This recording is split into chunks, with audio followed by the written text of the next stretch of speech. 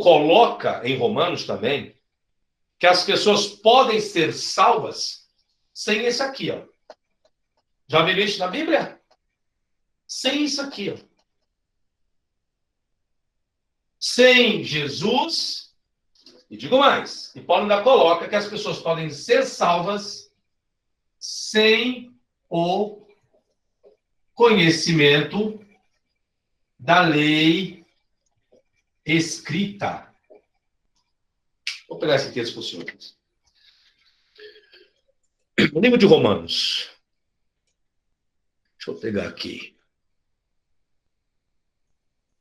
Capítulo 2, versículo de número 12. Olha o que diz.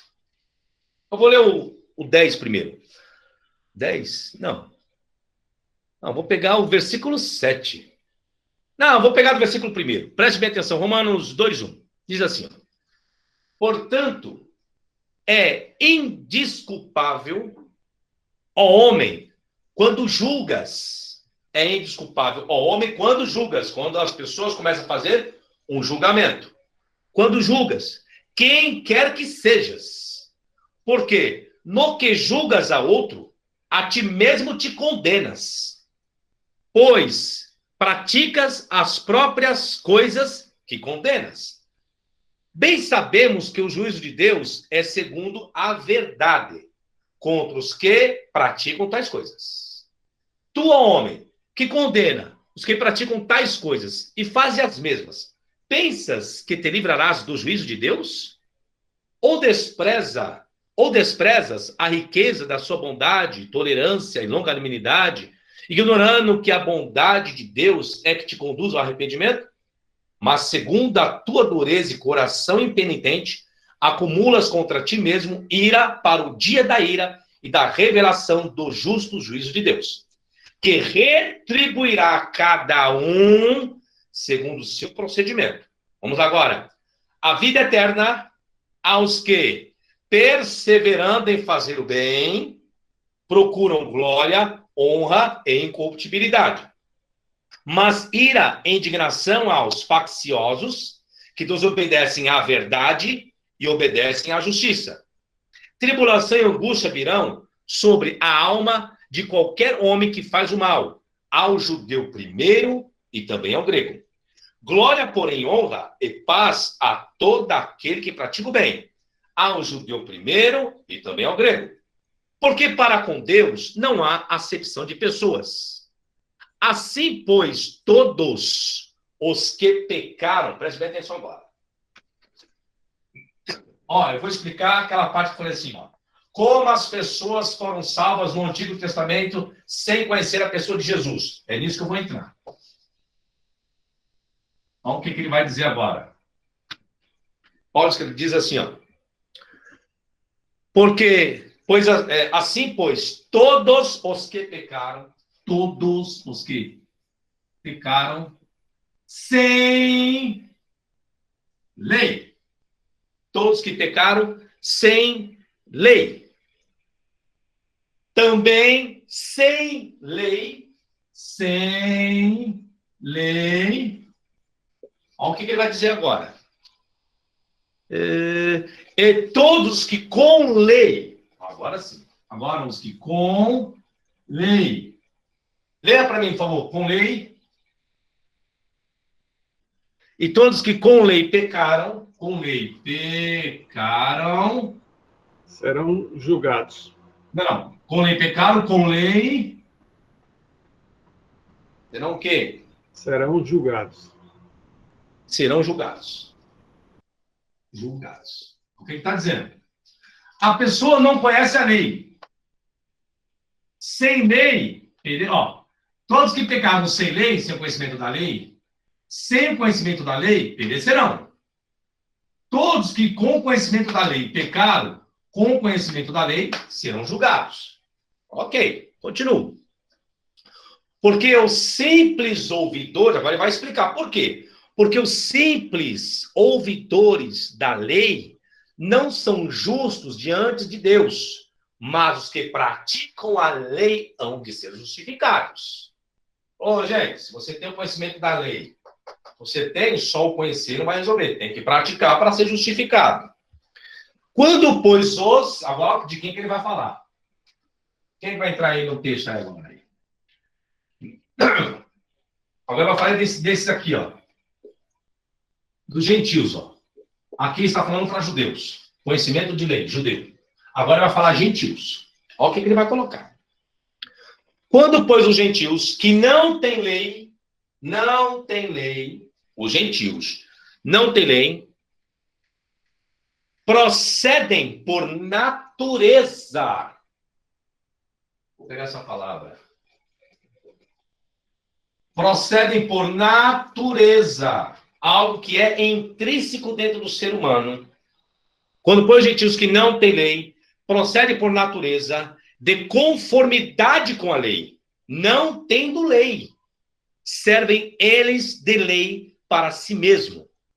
Estes mostram a norma da lei gravada no seu coração, testemunhando-lhes também a consciência e os seus pensamentos, mutuamente acusando-se ou defendendo-se. O que Paulo está dizendo? Que pessoas, para serem salvas, não precisam do conhecimento da lei. Por quê? Porque os gentios que não têm o conhecimento da lei, a sua vida, a sua prática de vida é tão perfeita como se tivesse o conhecimento da lei. Porém, o pensamento e a consciência dos gentios acusa-os e defende-os. Daquilo que ele faz da vida é certo ou é errado. Se for certo, ele é salvo. Se ele faz errado, é perdido. Quem está ensinando isso? Não é eu, não. É Paulo. Paulo excluiu em aceitar Jesus aí. Por quê? Porque quando Paulo vai evangelizar, ele vê o problema que existe. Ele vê as culturas que existem. O povo gentílico era pagão. O povo gentílico adorava outros deuses. Porém, Paulo viu o quê? Mesmo as pessoas não tendo conhecimento da lei ou do que seja, a prática de vida era melhor daqueles que tinham conhecimento da lei. Ele falou de prática. Os gentios têm a prática de vida melhor do que aqueles que têm uma lei para praticar e não praticam. Como que você vai condenar essas pessoas? É aí onde chega aqui no Antigo Testamento. No Antigo Testamento, antes de existir a lei, os mandamentos, como que as pessoas foram salvas se não tinham conhecimento do mandamento? É onde que Paulo quer entrar. Por mais que aqui Paulo está falando de gentil. Mas isso cabe à humanidade. Gente, é o seguinte, tem gente que morreu antes de Moisés existir com a lei de Deus, com os mandamentos. Mas como eles foram salvos? É onde que Paulo quer explicar. Foram salvos porque o ser humano já nasce com isso. Do que é o certo e do que é errado. Ou seja, não é a lei que me ensina o que é certo e o que é errado. Não é o evangelho que me ensina o que é certo e errado. É a minha natureza. Por isso que eu não sou ateu. É Deus que coloca isso dentro do ser humano. O que é certo e o que é errado. E é a mente, os pensamentos que dizem, ó, isso está certo, ó, isso aqui está errado. Deu para entender agora, senhores, como é complexa isso que as pessoas querem colocar e condicionar? Não sou eu que estou falando, é Paulo quem escreveu. Alguém quer falar alguma coisa? Ou seja, a gente já sabia, mas, concluindo, Deus é perfeito. O homem não tem como fugir, passar responsabilidade para outro. Cada um carrega dentro de si o certo ou o errado, né? Justamente. Já próprio do ser humano. Tem uma linguagem teológica que se fala dessa questão do que Paulo escreveu em Romanos aí. Meu Deus. Some umas palavras também. Ontologia. Ser, isso. Teologia do ser. É o nome que se dá. Ontologia. É o nome teológico que se dá. É o estudo do ser. É quando você começa a procurar a forma que o ser humano começa a desenvolver o seu pensamento, o seu ser, que isso faz parte da antropologia também, dos antropólogos, sociólogos e tantos outras áreas científicas. O comportamento do ser humano. E o ser humano, seu comportamento igual. Uma criança nasce hoje. Vocês tiveram a infância de vocês. Minha infância era rodar peão, jogar bolinha de gude. Só que o século XXI hoje, a forma que está, esquece isso. Hoje é videogame, hoje é o celular, hoje é as redes sociais, hoje já existe youtuber mirins. Então, mudo ali. Só que o certo e errado... Gente, não me esquece de fechar o microfone, senão depois vai sair só meu áudio lá. Então, o certo e errado, ele continua sendo existente. Passa-se o tempo que passar. Mude a cultura da forma que quiser, ou avance a tecnologia da forma que tiver que ser avançada. Mas a estrutura humana, ela continua sendo a mesma. O certo e errado e acabou. Agora, onde existe um problema? O ser humano já nasce com isso, que é certo e que é errado. Aí, se você nasce em um lar, o qual existe um livro normativo, e condiciona a pessoa naquilo, ela acaba deixando o quê? Ela não vai usar o seu livre-arbítrio para ela fazer uma escolha do que é certo e que é errado. Ela deixa o livre-arbítrio. As suas escolhas não são mais escolhas. Existe a condicionalidade. Ela é condicionada àquilo. Ela não tem mais a perspectiva de fazer a sua escolha. Porque foi condicionada àquilo. Igual, antigamente nas culturas, algumas culturas antigas. Não era o homem quem escolhia a sua esposa. Eram os pais. Eram os pais. E quantas pessoas, a mulher, o homem, que queriam, por amor, escolher o seu marido, ou comprar o marido, escolher a sua mulher, por amor. Mas não era por dote. Era por dinheiro, culturas e costumes. Ou seja, aquele homem naquele lar, que escolha que ele tinha? Nenhuma. Mas por quê? Por causa de uma cultura, por causa de um costume, por causa de um livro normativo, senhores. Essa é a realidade de vida que eu estou colocando. Igual a criança. Você deixa uma criança, eu tenho uma filha de 4 anos. Tudo ela quer. Tudo ela quer. Aí você tem que ensinar a sua filha a receber o sim e o não. Você, às vezes, tem que fazer a escolha por ela. Porque há coisas que não é o momento, não é a idade, não é bem, não faz bem. Agora, você imagina um camarada com 18 anos, é o pai quem tem que escolher. É a mesma coisa a profissão. Antigamente, os senhores sabem disso. Antigamente, os filhos tinham que ser aquilo que os pais eram. Tinha que fazer a escolha, ainda mais, você quer ver uma outra cultura que ainda é impregnada, ainda existe isso. Japonês casa com pessoas que não são japonês? Qual é o costume?